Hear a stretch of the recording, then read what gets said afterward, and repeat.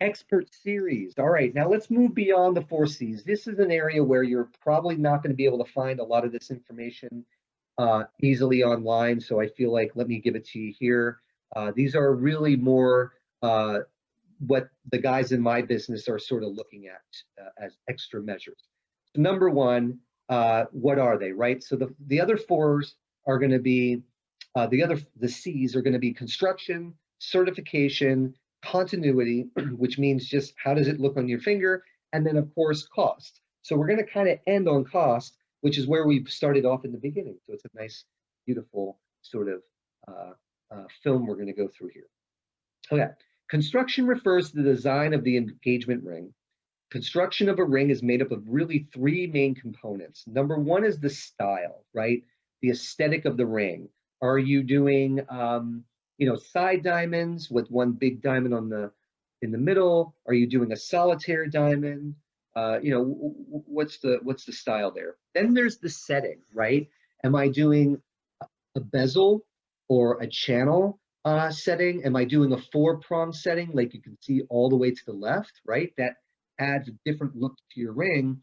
And then finally, what you don't want to forget about is that you have the different stones that you're going to be adding to your ring. And maybe I shouldn't just say stones. We just saw some beautiful rings this year in the celebrity area where they're starting to incorporate pearls into their engagement rings, which I think can be quite beautiful. So, are you adding a round diamond, or is it an emerald diamond, or are you not going with a diamond at all, and maybe you're doing an oval emerald stone? There's different ways to put these three combinations together. Really equals tens of thousands of different combinations, and so it's a wonderful thing to design. And not everyone prefers diamond, the engagement rings, right? About 87% do, but there's some that are choosing emeralds and sapphires, a little bit less than 10%. Then you have about 1% that are rubies. So, you don't have to just stick to the diamonds.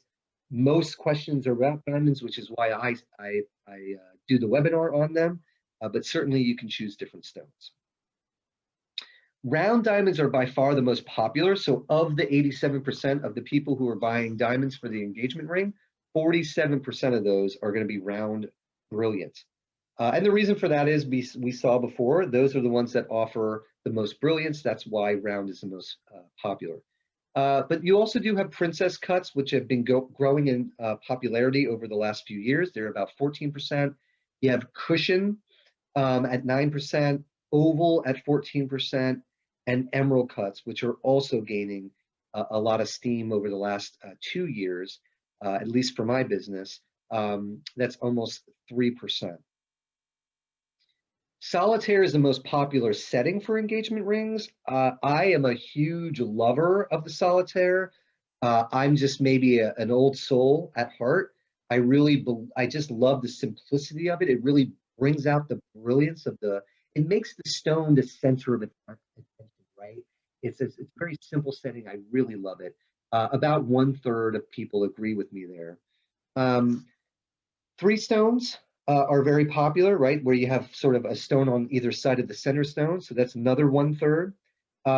And the halos, which, basically has a round halo of diamonds around your center stone. Vintage style rings are coming back. If you look at that ring, you can see it looks like something maybe from the 1800s, maybe 1700s. Some people pass these rings down in their family, but these are making a really big comeback. And people are actually now designing them and making new rings that look vintage. Um, some ring styles can enhance the look of smaller center stones, right? So we talked a little bit about this.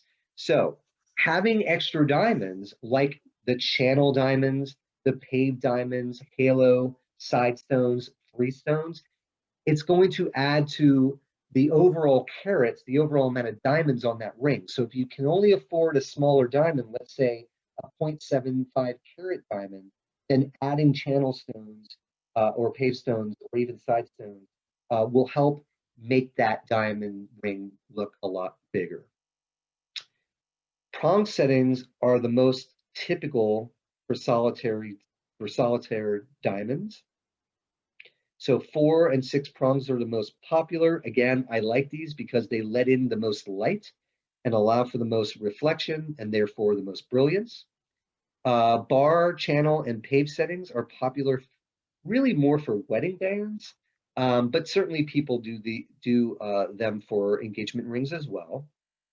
But one thing to keep in mind, just like cut and shape, and I said that we should say color, some settings offer more sparkle. Prong settings are open, right? They're open. So again, that allows more light reflection, whereas others are closed, right? So you're not going to have that bouncing, the reflection of that light to come back up and be as brilliant. They still can look beautiful, but they're not going to look as brilliant.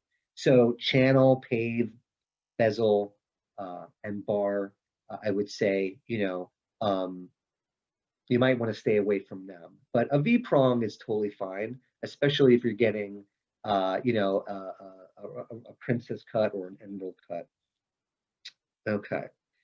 The setting metal is another factor in the ring design, right? Are you going for white gold? Rose gold is becoming popular. You're going to go with silver versus platinum. Right now, over 65% of settings are white gold or platinum. That's my favorite. 14% are rose gold. That's probably going to grow. This is a little bit outdated. I need the 2020 numbers in here. My guess is that's probably closer to 20% from the trends I've been seeing. And yellow gold is becoming popular too. I'm not a fan of this new trend, and the reason for that is what I'm saying here, which is yellow gold settings can tint the color of your diamond. The ones that I see really make your center stone look kind of yellowish. I'm not a fan of it. I think this is a very short-lived trend. If it is something that your hopefully your fiance is really asking for, obviously I don't want to talk anyone out of anything, but I will tell you there's a danger that it's going to make your stone look dull and yellow. I would say the same thing about rose gold, but I'm not as, it doesn't hurt the brilliance of the stone as much because, the rose sort of gets into the pinks and the pinks are part of the fire spectrum, not the yellows. Platinum tends to lose its luster over some years, so that's why I really prefer white gold. It just holds itself better. It holds up better. But if you do go with white gold, what I would suggest is that you just tell your fiance, hey, try to take it off if you're going to go into a pool. Stay away from chlorine. It will definitely hurt your ring. And what that will mean is you'll have to get the metal cleaned, more often, and it'll just cause you more cost. White gold is also cheaper than platinum, so that's the benefit there. So if you can stick to white gold, fantastic. Tips on construction category. 1, solitaire ring styles are a great way to accentuate larger, brilliant center stones.